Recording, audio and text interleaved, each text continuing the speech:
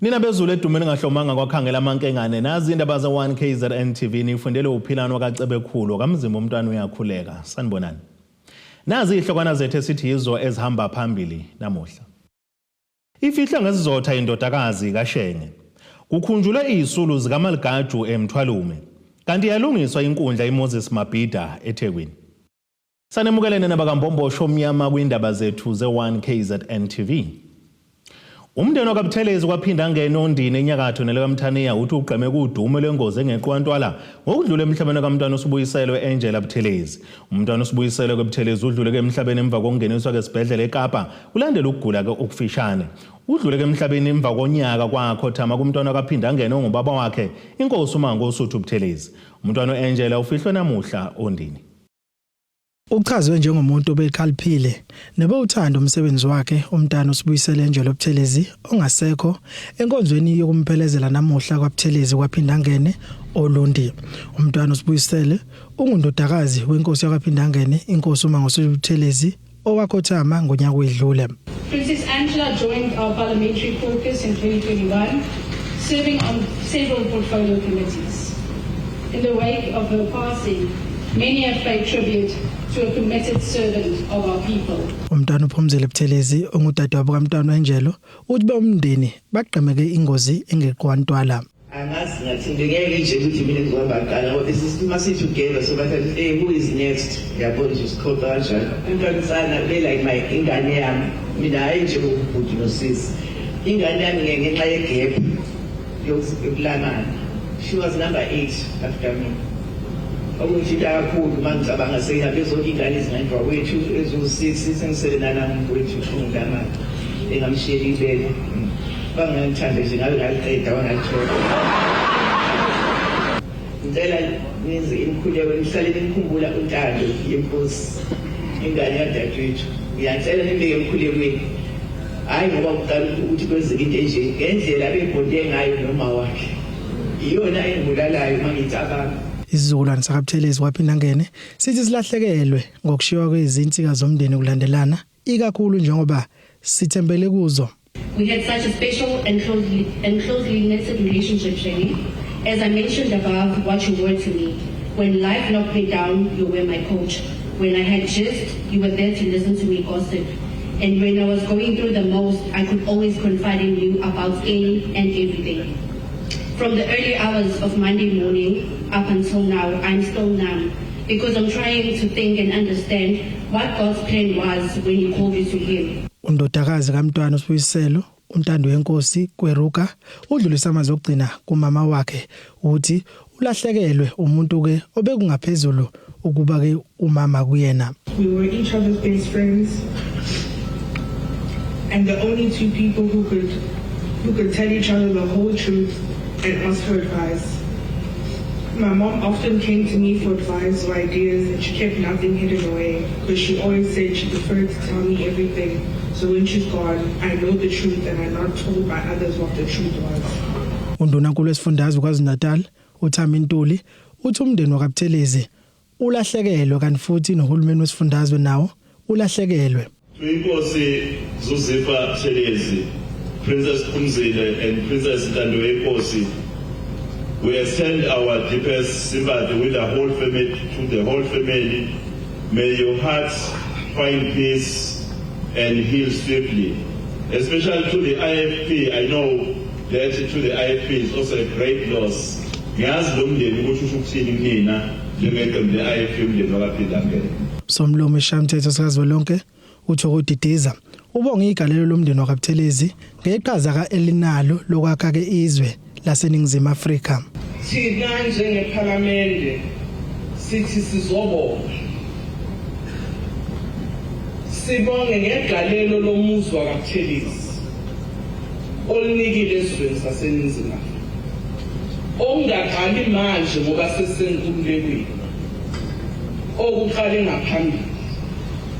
Siyazi ngomntwana ngeqhaza alibamba emzabalazweni. Kodwa futhi siyazi emndenini omfowethu uSifiso ngeqhaza abalibamba emzabalazweni. Umntwana uSibuyiselo ube yilungu leqembu le-IFP, eyilungu le-National Council, emele iqembu le-IFP njengelungu likahulumeni kuzwelonke.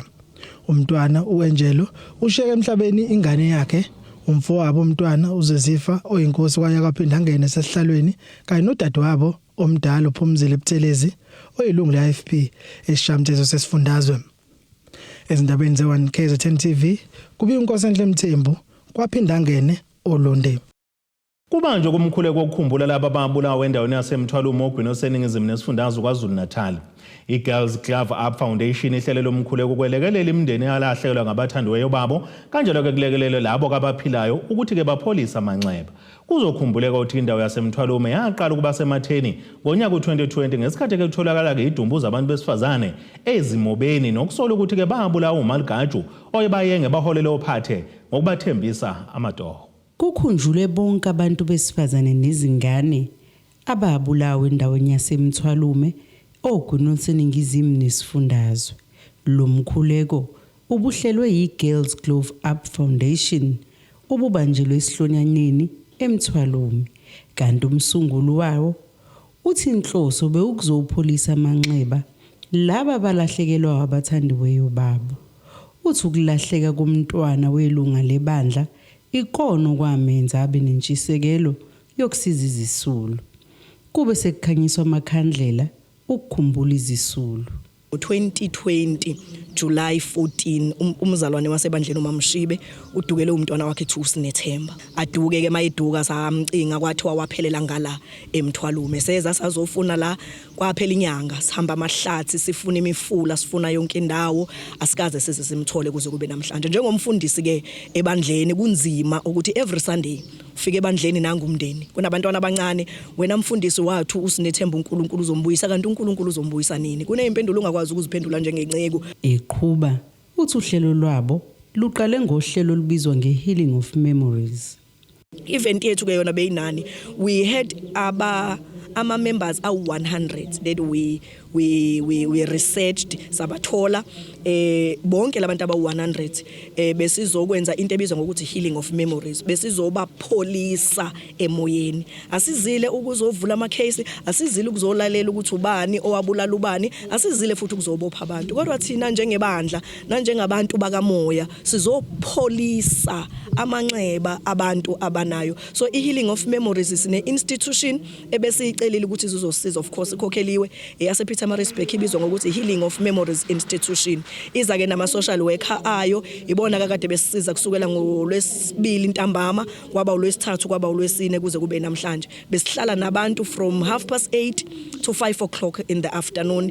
These 100 people. Kulo 100 people kuna 67 people or members abalahlekelwa abantu abashonelwa abanye abantu badukile izingane ezincane nabantu abadala kugcine sekunemix ngoba asikwazi phela ukubavalela ngaphandle abantu. Ilunga lomndeni lalahlekelwa uthandiweyo wabo umntwana oneminyaka engu9 uSinethemba Ncece okwatholakala isidumbu sakhe sesiqala ukonakala uthi akakapholi. Mina kukohileki into seki process ngakofika egcinini kube mhlambe ingenilelo lihlelo sekufikile justice sengizwile ukuthi ethini mhlambe bekuzoba ngcono nje manje akohileki.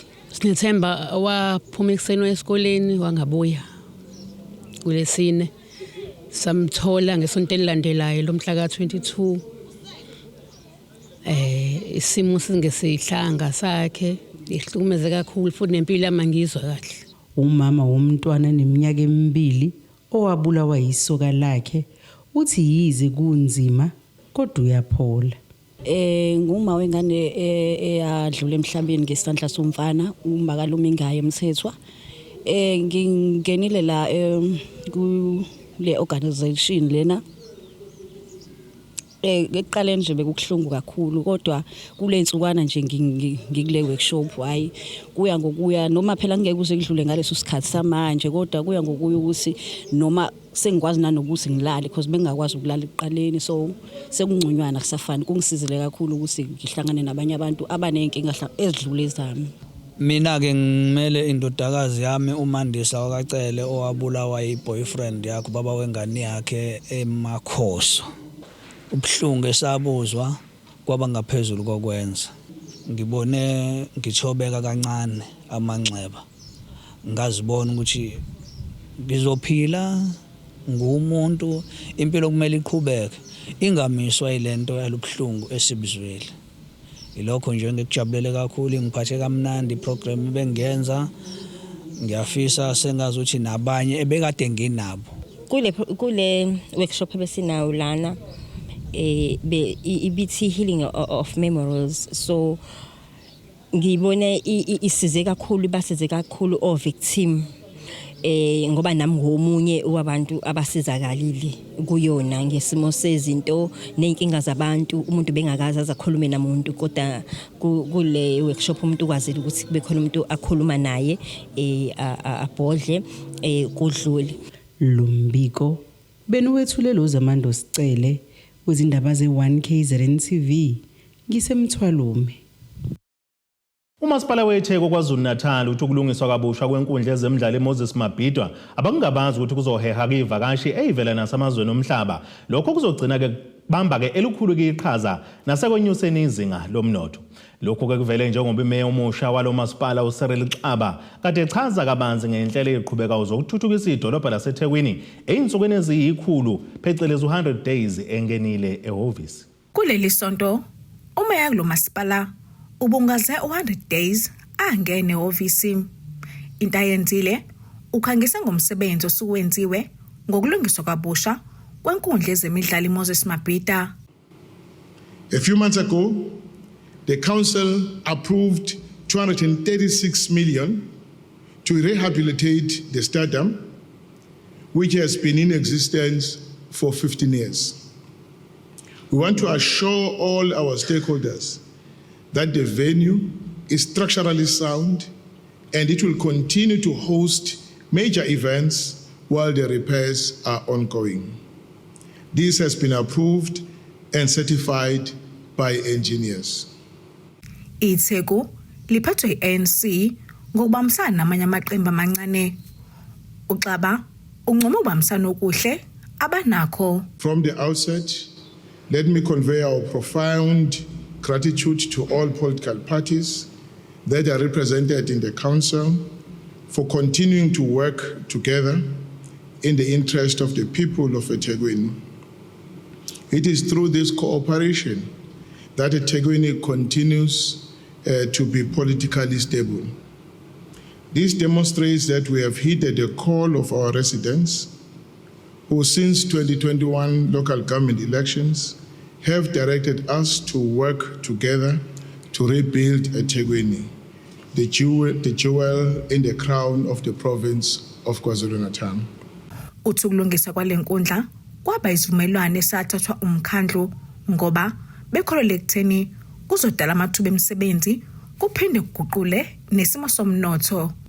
Leli dolobha likanye nomnyango wezemisebenzi yomphakathi lizibophezele ukuthi ingqalazindi besesimeni esikahle. Recently, we met with the Minister and the MEC for Public Works and Infrastructure, who have made a commitment to work with us to eradicate bad buildings in the city, particularly those that are owned by the state. We are currently formalizing a memorandum of understanding with the Department of Public Works and Infrastructure, and a report has been tabled to Council to take this matter forward. Kudebo Hospisi, wezindaba ze1KZNTV, kuchannel 261, ngiseThekwini. Ake sithi shelele itolo nenebesilo sophinde sibuye futhi nezinye zindaba.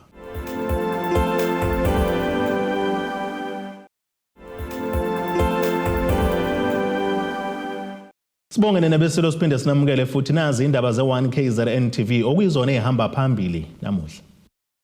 Ifihlwe Ngesizotha Indodakazi Kashenge.Kukhunjulwe Izisulu ZIKAMALUGAJU emthwalume kanti yalungiswa inkundla eMoses Mabhidwa eThekwini. Iqembu likaKhongolose kwesifunda iMusadladla enyakatho KwaZulu-Natal selibhalela incwadi usomlomo womkhandlu kamasipala uMhlathuze yokuthi ke limiswe emsebenzini ikhansela la Ward 5 elibhekene nezinsolo zokushaya lilimazi ilungu lomphakathi. Leli iqembu lithi isenzo sikakhansela uShedrack Zulu siphambene nomthetho wokuziphatha kwamalungu omkhandlu kanti ke futhi sidicelela phansi nesithunzi sikamasipala. Lingaphandle ngebhayili ka-R1,000 ekhansela Ward 5 uMasipala uMhlathuze elisolwa ngokushaya lilimazi ibhungu elineminyaka elinganiselwa kuyingama-22 elingumelusi wemfuyo yalo.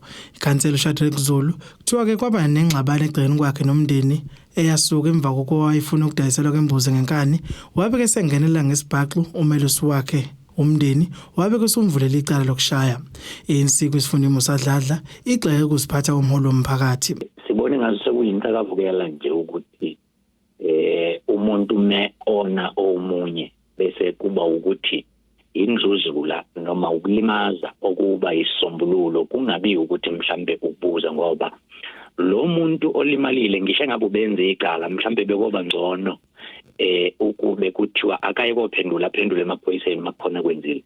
La sikhala khona kakhulu ukuthi umuntu okufanele ngabe umvikeli womphakathi njengekhansela umxhumanisi womphakathi nazo zonke izinhlaka ezokuphepha kuqala ezokuphila ukuthi osonhlala kahle kufanele bathintwe ezempilo lonke uhlaka lokuphila ukhansela okusuke fanele abe umnxuseli noma abe umxhumanisi womphakathi. Yilokho oqala okusenza sibhukule sithi ukhona inkinga. Leli qembu lithi akamiswe esikhundleni sakhe kuze kabhekana namacala akhe.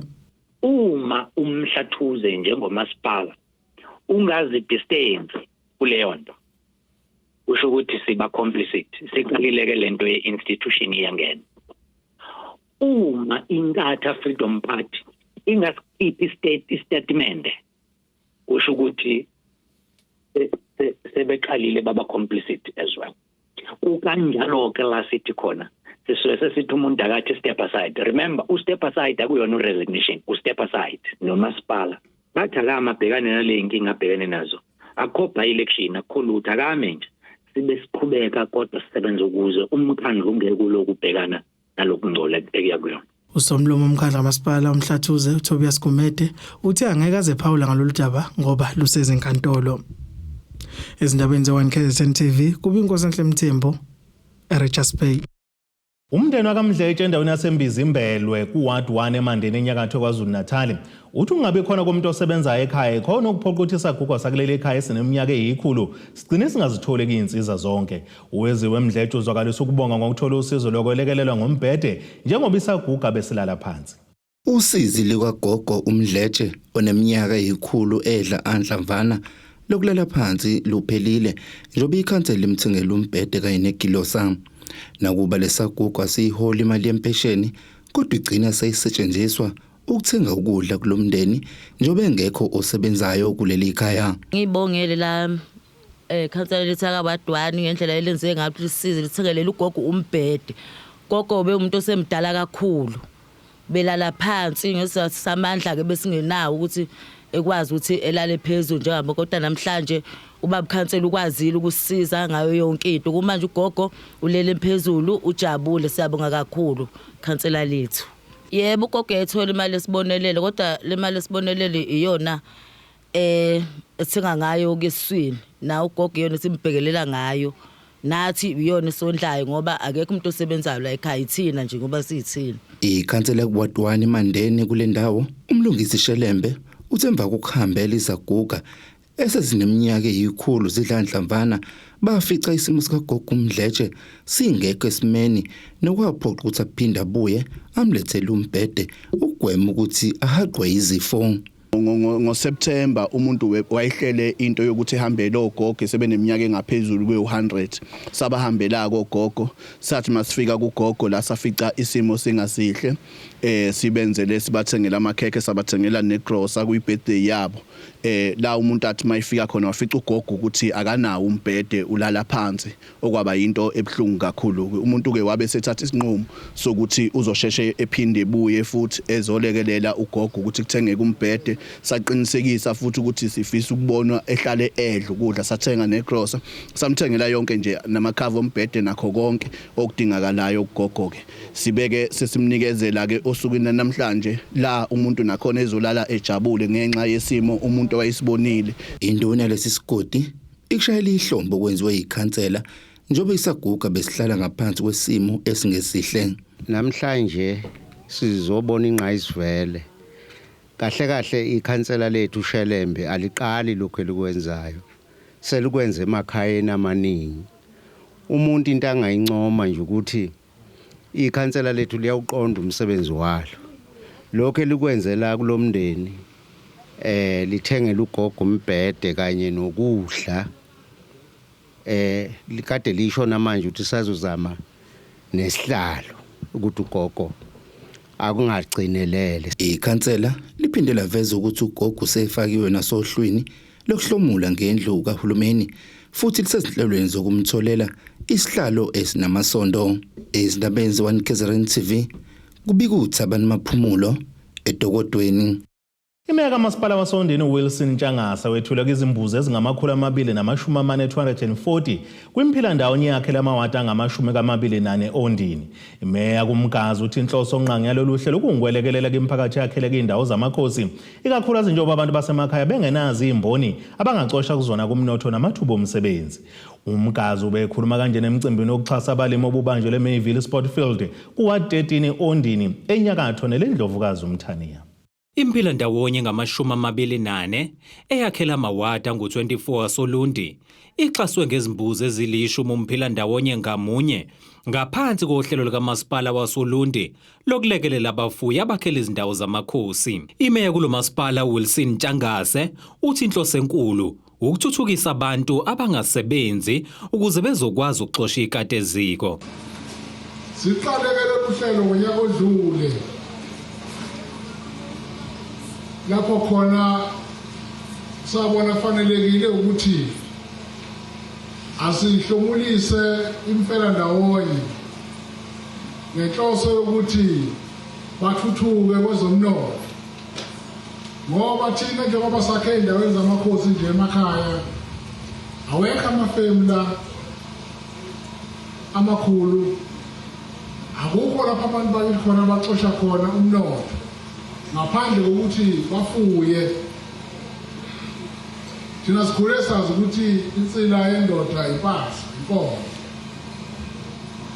Sabuka siwumkhandlu waseUlundi sabuka ukuthi ake siqalise uhlelo lapho khona sizohlomulisa ke imiphakathi yethu.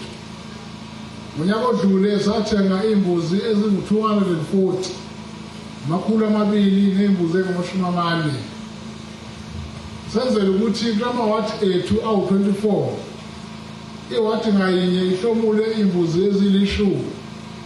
Lezi imbuzi ezili10 eziwu9 kuzona ezamasikazi bese kuthi eyodwa kuzona ke inkomo. Lolu hlelo lwehlukene izigaba ezintathu njengoba sokuqala kungesokuxhasa ngezimbuzi, esesibili kube ngesokulungiswa kwamadiphu angu84 atholakala Ulundi, mase kuthi sesithathu ngelokuxhasa lemphilandawonye ngezinsiza ekade ezicelile okuhlanganisa izinkukhu, ufefe lokubiya kanye nokunye. Lona ke lizobe seliyaphothulwa zintathu kuzibandlela. Siyehlukanise ke kwabakathathu. Uhlelo lokuqala lolusengibalile sizwe ngalo la namhlanje. Uhlelo kolwesibili uhlelo lokuthi ngoba ngonyaka odlule sabuka sathi lapha emadipini lapho khona inkomo zethu kunenkinga khona ngokuthi amanzi ayitshaleni. Sabuka sasithi ke hayi idipha ngalile asixhase ngamathangwe lawa amanzi sawathenga ke ngempela. Kodwa kulokhu kunyaka lophezulu sabuka sathi wona amadipha la sikhuluma ngawo amanye awo kudala akhiwa awasekho isimeni esikahle. Nomnyango-ke wezolimo kusathe ukuqhela kuthina ungaselekeleli. sabuka kufanelekile ukuthi asondele kubona futhi sibanikeze ingqalasizinda yamadiphu okuyizingodo lezi zokwenza idini. Ephethe umgazi uphinde wanxusa amalungu emphilandawonye ukuthi enze isiqiniseko sokuthi abekho abantu abasebenzayo kuleyo mphilandawonye.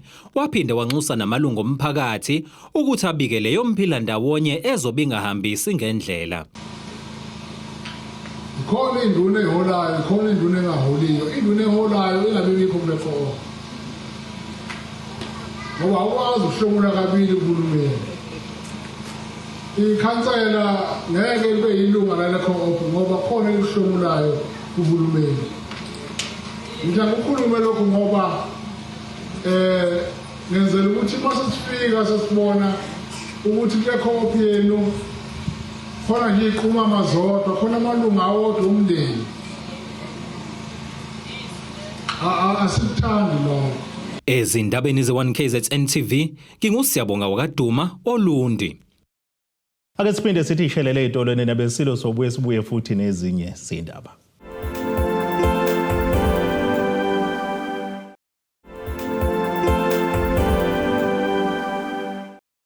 Asibonge siphinde sinamukele futhi kwindaba zethu ze1KZNTV nazo kuyizona esifolo sangazo namuhla. Ifihlwe Ngesizotha Indodakazi Kashenge.Kukhunjulwe Izisulu ZIKAMALUGAJU eMthwalume kanti yalungiswa inkundla iMoses Mabhida eThekwini. Ake sibheke engosini yezomnotho.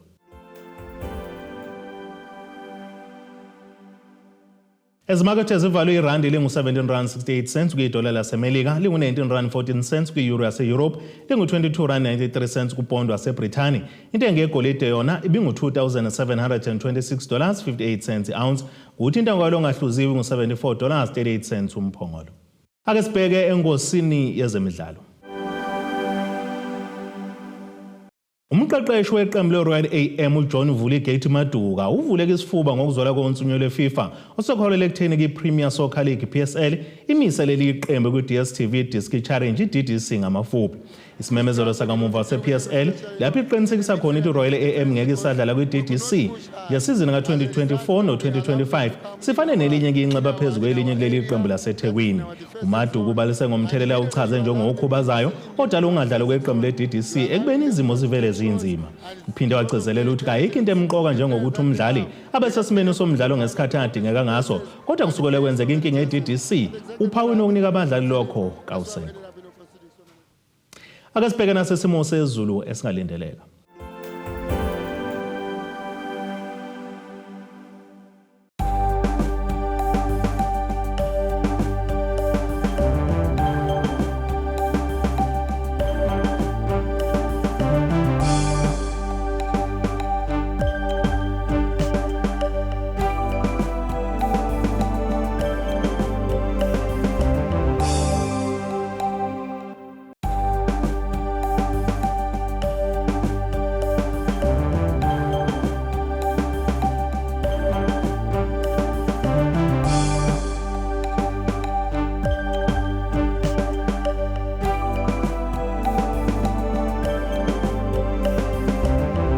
Nina bomlilo othathu oshubuhanguhangu washisa ikhotha zasedlebe kwakoshanese Mabedlane okamzimba umntwana nethemba lonke le indaba sithi khumu.